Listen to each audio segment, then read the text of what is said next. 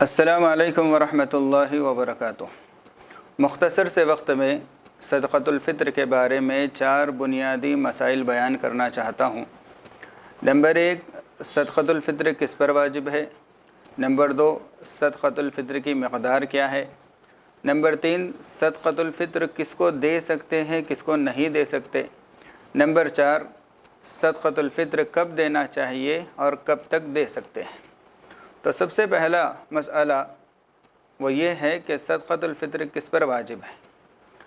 تو صدقۃ الفطر ہر صاحب نصاب پر واجب ہے، یعنی ہر وہ شخص جو عید کے دن سورج کے طلوع ہوتے وقت اس کے پاس یا تو 7 تولہ سونا ہے یا 52.5 تولہ چاندی ہے، یا یہ دونوں ملا کر اتنی مقدار میں ہے جن کی قیمت 52.5 تولہ چاندی کے بقدر ہوتی ہے، یا اگر کسی کے پاس صرف کیش ہے تو اتنا کیش ہے جس سے 52.5 تولہ چاندی خریدی جا سکتی ہے، جو آج کل کے ریٹ کے اعتبار سے لگ بھگ 40,000 روپیے ہے۔ تو جس شخص کے پاس بھی عید الفطر کے دن سورج کے طلوع ہوتے وقت 40,000 روپے اپنے حاجات ضروریہ روزمرہ کے جو ضروری اخراجات ہے ان کے علاوہ اگر 40,000 روپے اس کے پاس ایکسٹرا ہے، رکھے ہوئے ہے، یا یہ کہ اتنا مال تجارت ہے دکان میں جن کی قیمت 40,000 بنتی ہو، یا سونا چاندی اتنی مقدار میں ہے کہ ان کو بیچنے سے 40,000 روپے رقم حاصل ہو سکتی ہے، تو ہر ایسے شخص پر اپنی جانب سے اور اپنے نابالغ اولاد کی جانب سے صدقۃ الفطر کا ادا کرنا واجب ہے، اور اپنی بیوی اسی طریقے سے اپنے جو بالغ اولاد ہے ان کی طرف سے ادا کرنا ضروری نہیں ہے۔ ہاں، یہ دیکھا جائے گا کہ بیوی کے پاس یا بالغ بچوں کے پاس اگر اتنی مقدار دولت ہے، یعنی 40,000 روپے کہ مالیت ان کے پاس بھی ہے، تو پھر وہ خود صاحب نصاب کہلائیں گے، ان پر خود ان کا اپنی طرف سے صدقۃ الفطر کا ادا کرنا ضروری ہے۔ لیکن اگر ان کے پاس نہیں ہے تو ان پر صدقۃ الفطر واجب نہیں ہے، اور ہر 2 صورت میں چاہے ان پر صدقۃ الفطر واجب ہو یا نہیں ہو، دونوں صورتوں میں اگر کوئی شخص اپنی بیوی اور بچوں کی طرف سے بھی ادا کرنا چاہتا ہے اور ادا کرتا ہے تو وہ ادا ہو جاتا ہے۔ دوسرا مسئلہ ہے کہ صدقۃ الفطر کی مقدار کیا ہے۔ تو اس سلسلے میں ہر سال کے لیے ایک ہی ریٹ فکس نہیں ہوتا، بلکہ شریعت کے اندر 4 چیزوں کے ذریعے سے صدقۃ الفطر ادا کرنا مشروع ہے، یا تو گیہوں سے، یا تو جو سے، یا تو کھجور سے، یا کشمش سے۔ تو گیہوں سے اگر ادا کرنا چاہتے ہیں تو 1.25 کلو گیہوں کی جو قیمت عید کے دن مارکیٹ ریٹ کے حساب سے بنتی ہے، اتنی قیمت ادا کرنے سے بھی صدقۃ الفطر ادا ہو جاتا ہے، یا اتنی مقدار میں گیہوں دے دینے سے بھی صدقۃ الفطر ادا ہو جاتا ہے۔ اور باقی جو 3 چیزیں ہیں، یعنی جو سے یا کھجور سے یا کشمش سے ادا کرنا چاہتا ہے تو یہ 3.5 کلو ہونا ضروری ہے۔ 3.5 کلو جو یا 3.5 کلو کھجور یا 3.5 کلو کشمش ایک بندے کی جانب سے بطور صدقۃ الفطر ادا کرنا پڑے گا،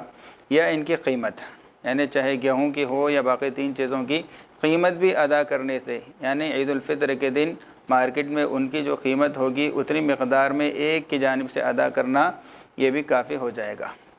تو یہ 2003 میں جو عید الفطر آ رہی ہے، حیدرآباد، محبوب نگر اور باقی تلنگانہ کے جو اضلاع ہے، وہاں مارکیٹ ریٹ کے حساب سے دیکھا جائے تو جو حضرات گیہوں سے صدقۃ الفطر ادا کرنا چاہتے ہیں تو ایک فرد کی جانب سے 80 روپے ادا کرنا کافی ہو جاتا ہے۔ 100 روپے ادا کر لیے ایک کی جانب سے تو بہت اچھی بات ہے، اور جن کو اللہ تعالی نے وسعت دی ہے وہ کچھ زیادہ مقدار بڑھا کر دے سکتے ہیں۔ تو جو کے اعتبار سے ادا کرنا ہے تو ایک کی جانب سے 245 روپے، اور کھجور سے ادا کرنا چاہتے ہیں تو ایک کی جانب سے 350 روپے، اور کشمش سے اگر ادا کرنا چاہتے ہیں تو ایک فرد کی جانب سے 910 روپے صدقۃ الفطر بنتا ہے۔ 2 مسائل ہو گئے۔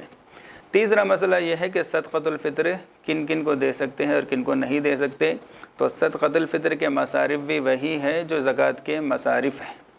تو صدقۃ الفطر بھی نہ ہی اپنے ماں باپ کو اور دادا دادی نانا نانی کو دے سکتے ہیں، اور نہ ہی اپنے بیٹا بیٹی پوتا پوتی نواسا نواسی کو دے سکتے ہیں، اور نہ ہی میاں بیوی ایک دوسرے کو دے سکتے ہیں۔ اس کے علاوہ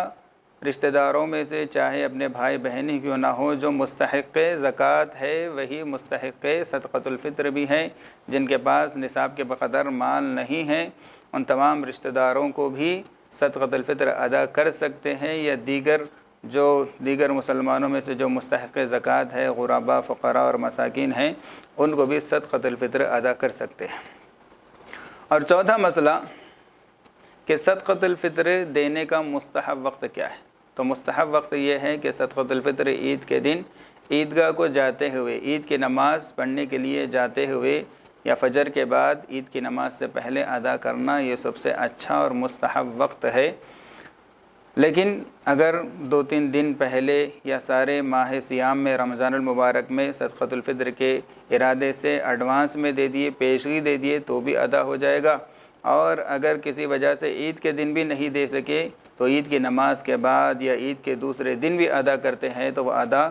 ہو جاتا ہے، بلکہ ادا نہ کرے تو وہ اس کے ذمے ابھی باقی رہتا ہے، جب بھی ادا کرے گا وہ ادا ہو جائے گا۔ یہاں تک کہ اگر کسی نے اس سال صدقۃ الفطر ادا نہیں کی اور اگلے سال عید آ گئی تو اگلے سال وہ اگر صاحب نصاب ہے تو دونوں سال کا صدقۃ الفطر ادا کرنا اس پر واجب ہو جاتا ہے۔ تو یہ صدقۃ الفطر کے سلسلے میں 4 بنیادی مسائل تھے۔ آخر میں صدقۃ الفطر کا جو مقصد حدیث پاک میں بیان کیا گیا ہے وہ بیان کر کے میں اپنی بات کو ختم کرتا ہوں کہ صدقۃ الفطر کے مقاصد میں سے پہلا مقصد یہ ہے کہ اللہ تعالیٰ نے جو ہم پر روزے فرض کیے تھے، ہم تو کمزور بندے ہیں، جیسا روزوں کا حق ادا کرنا تھا، رمضان المبارک کو جیسا گزارنا تھا، اس کا حق ہم سے ظاہر سی بات ہے ادا نہیں ہو سکا۔ تو جو کمی کوتاہی ہو گئی ان کے کفارے کے طور پر صدقۃ الفطر ادا کرنا مشروع ہے، تاکہ ہمارے روزوں کے اندر جو غفلت ہو گئی اس غفلت کا خمیازہ ہو جائے اور اس غفلت کا بدل ہو جائے، اللہ تعالیٰ اس کو معاف کرے۔ اس ارادے سے صدقۃ الفطر ادا کرنا چاہیے۔ اور دوسرا مقصد یہ ہے کہ اللہ تعالیٰ نے جن کو مال دیا ہے وہ تو اپنے گھروں کے اندر عید کی خوشیاں مناتے ہیں، لیکن جو غریب ہے، جن کے پاس مال نہیں ہے، تو ان کو عید کی خوشیوں سے محروم نہ کیا جائے، بلکہ اپنے ساتھ عید کی خوشیوں میں ان کو بھی شامل کر لیں۔ اس لیے فرمایا گیا کہ عید سے پہلے ان کو دے، تاکہ ان کے یہاں بھی عید کے دن اچھے کھانے پکیں اور ان کے بچے بھی ویسے ہی خوش و خرم عید کا دن گزارے جیسا ہم اپنے گھروں میں گزارتے ہیں۔ اللہ تعالیٰ سے دعا ہے کہ اللہ تعالیٰ پوری ثواب کی امید کے ساتھ صدقۃ الفطر ادا کرنے کی ہم تمام کو توفیق عطا فرمائے۔ السلام علیکم ورحمۃ اللہ وبرکاتہ۔